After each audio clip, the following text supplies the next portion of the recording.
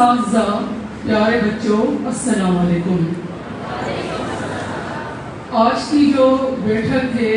جس طریقے سے، جس احساس ذمہ داری سے سجائی گئی ہے، اس پہ میں کاشان اور میڈم یاسمین، میڈم دینا اور سر وسیم صوفی کو اس کے بہت بہت مبارکباد دوں گی۔ اور ساتھ ہی ساتھ آج جمعے کا مبارک دن ہے اور آرچرڈ گرامر اسکول کے الحمدللہ 25 سال پورے ہوئے، جس کی کیک کٹنگ سیریمنی بھی ہے، اور اس میں بھی میں آرچرڈ گرامر اسکول کو 25 سال پورے ہونے پہ مبارکباد پیش کرتی ہوں۔ اور اس مبارکباد کا جو مطلب ہے اور مقصد ہے وہ اس لحاظ سے ہے کہ 25 سال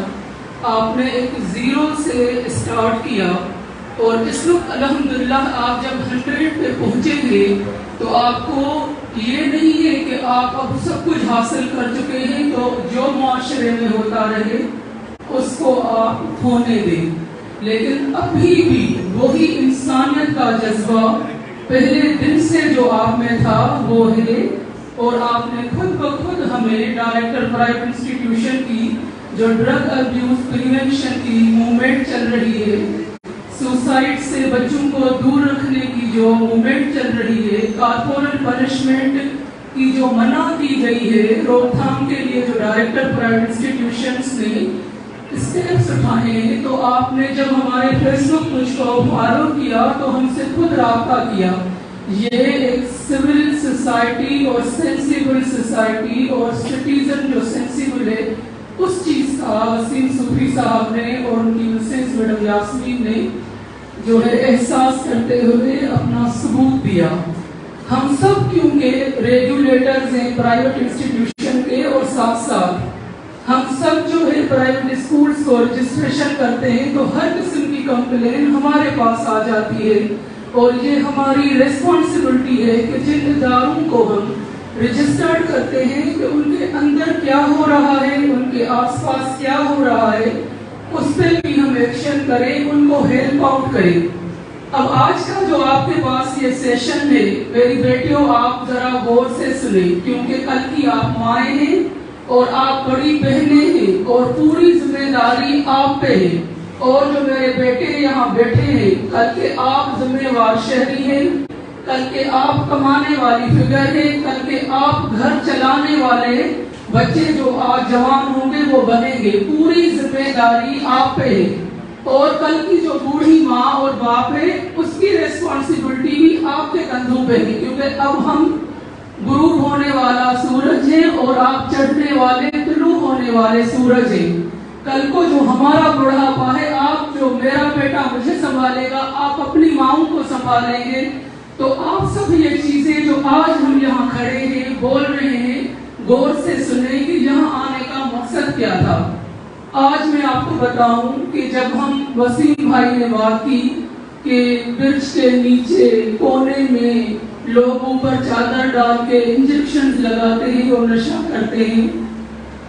تو کتنی تکلیف ہوتی ہے۔ میں نے پولیس اداروں سے رابطہ کیا تو مجھے بہت افسوس ہوا کہ جواب یہ ملا کہ ان کو 3 وقت کی روٹی کھلانی پڑتی ہے، پھر ان کو جیل میں بھی کیا رکھیں۔ ہمارے ملک کے حالات ایسے ہیں کہ ریہیبلیٹیشن سینٹرز جو ہیں وہ بہت کم ہیں اور نہ ہونے کے برابر ہیں، اور نشے والے جو لوگ ہیں وہ بہت زیادہ ہیں۔ اب یہ جو انجیکشن لگاتے ہیں ایک نشے سے، پھر ان کو HIV ایڈز ہو جاتا ہے، ہیپاٹائٹس B اور C پھیل جاتا ہے، کیونکہ یہ سیم انجیکشنز یوز کرتے ہیں، تو پھر ملٹیپل بیماریوں میں چلے جاتے ہیں، اور معاشرے میں ایک فعال کردار ادا کرنے والا ایک بچہ آئسولیشن اور شرمندگی میں چلا جاتا ہے، اور وہ سڑک کنارے مر جاتا ہے، اور پھر اس کو ایدھی شفا کی ایمبولینس میں اٹھا کے دفنا دیا جاتا ہے۔ کیا یہی آپ کی زندگی کا مقصد ہے؟ کیا یہ اسی سے ہمارا ملک اور ملت پروان چڑھے گی؟ سوچنے کی یہی بات ہے۔ جو آج ہمارا کی نوٹ اسپیکر ہے وہ ممتاز حسین ہے، جو ڈپارٹمنٹ آف ایجوکیشن کے اسسٹنٹ ڈائریکٹر ہے، لیکن ساتھ ساتھ یہ ایم اے انگلش لٹریچر ہے، اور بیسٹ ایک ڈبیٹر رہے ہیں پاکستان لیول کے اور پرائز ونر ہیں، اور ساتھ ساتھ ہیلتھ کو مینٹین رکھنے کے لیے بہت اچھی بیڈمنٹن کی چیمپئن شپ جیتتے ہیں، کھیلتے ہیں۔ یہ جو آپ کا اسپیکر ہے محض ایک ڈائریکٹر پرائیویٹ انسٹیٹیوشن کا، اسسٹنٹ ڈائریکٹر نہیں ہے، اور اس نے KTN پہ بھی یہ سائیکالوجیکل سیریزز کی ہیں اور صوفیہ کرام پہ جو ہے ریسرچ کر کے ڈاکومنٹریز بنائی ہے۔ تو زیادہ آج ممتاز ہی بولے گا۔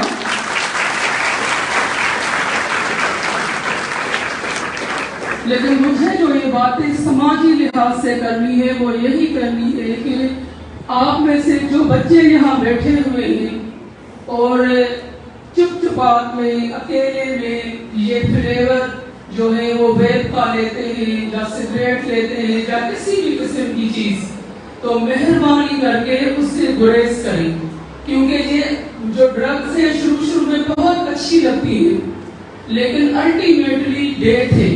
آپ کے والدین نے آپ کو اسی لیے پیدا نہیں کیا کہ آپ ان کے لیے ذلت اور رسوائی کا سامان بنے، لیکن وہ اسی لیے پیدا کیا ہے کہ معاشرے میں ایک فعال کردار بھی ادا کریں،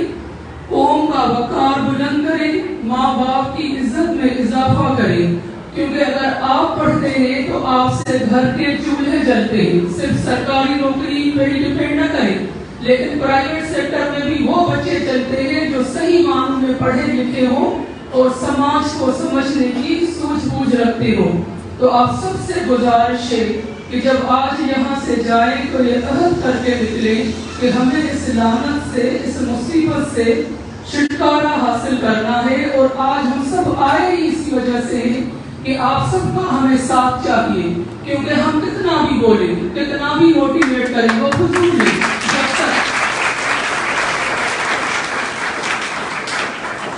جب تک کہ آپ دل سے یہ فیصلہ نہیں کریں گے کہ یہ سب لوگ ہماری وجہ سے یہاں